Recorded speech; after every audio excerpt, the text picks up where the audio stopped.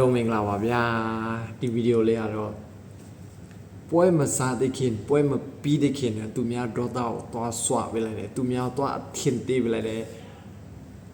သူဒီလူတယောက်ရဲ့စတ်သိမ်းလေးပေါ့ဗျာတော်တော်လေးလာတယ်စတ်သိမ်းလေးပါပွဲမစားခင်ပွဲပြီးခင်နဲ့သူက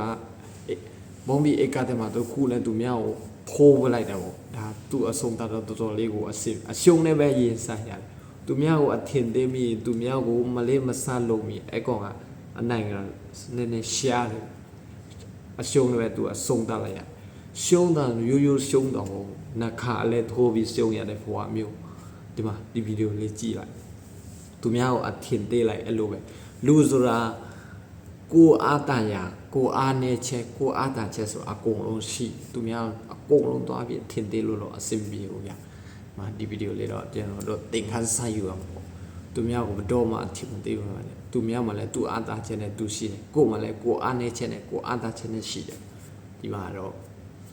သူများကိုအထင်သေးတဲ့သူရဲ့ဇလန်အဆုံးသားလေးပေါ့ဗျာကြည့်ပါဦး